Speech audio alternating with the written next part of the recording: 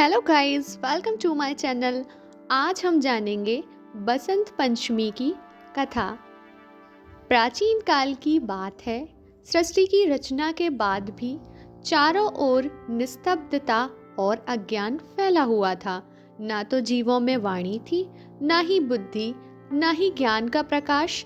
देवता, ऋषि मुनि सभी इस स्थिति से चिंतित हो उठे।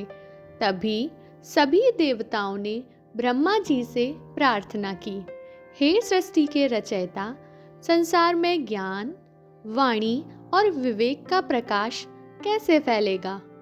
ब्रह्मा जी ने ध्यान किया और अपने कमंडल से दिव्य जल छिड़का।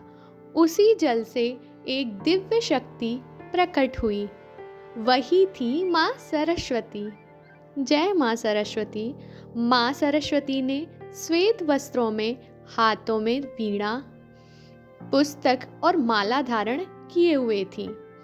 जैसे ही उन्होंने वीणा का मधुर नाद किया, सृष्टि में वाणी, संगीत, विद्या और चेतना का संचार हो गया। पशु पक्षी बोलने लगे, मानव को बुद्धि प्राप्ति हुई और ऋषियों को वेदों से ज्ञान मिला। उस दिन माघ मास की शुक्ल पंचमी थी। यही दिन बसंत पंचमी कहलाया। तो भक्तों, आइए जानते हैं बसंत ऋतु का क्या महत्व है। इसी दिन से बसंत ऋतु का आगमन माना जाता है। पेड़ों पर नई कोपलें आती हैं, सरसों के खेत पीले फूलों से भर जाते हैं और प्रकृति में नई ऊर्जा का संचार होता है। इसीलिए बसंत पंचमी को पीले वस्त्र पहने जाते हैं। पीला प्रसाद यानी केसरिया खीर, बेसन के लड्डू चढ़ाया जाता है। बच्चों को पहली बार विद्या आरंभ कराई जाती है, जिसको विद्या आरंभ संस्कार कहा जाता है। बसंत पंचमी के पूजा के क्या फल हैं, तो आइए जानते हैं। जो व्यक्ति इस दिन माँ सरस्वती की श्रद्धा से पूजा करता है, उसे ज्ञान, बुद्धि और स्मरण शक्ति प्राप्त होती है। विद्यार्थियों को पढ़ाई में सफलता मिलती है। कलाकारों को संगीत, लेखन और कला में उन्नति मिलती है।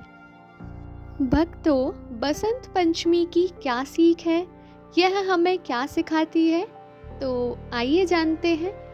माँ सरस्वती सिखाती है कि ज्ञान के बिना जीवन में अंधकार है और विद्या से ही मानव सच्चे अर्थों से महान बनता है। इसी के साथ जय माँ सरस्वती आप सभी पर माँ सरस्वती की असीम कृपा हो। गाइस, आपको अगर ये कथा पसंद आई हो तो मेरे चैनल को सब्सक्राइब करें, लाइक करें और अपने दोस्तों के साथ शेयर करना बिल्कुल भी ना भूलें। आप सभी को बसंत पंचमी की ढेरों शुभकामनाएं। धन्यवाद।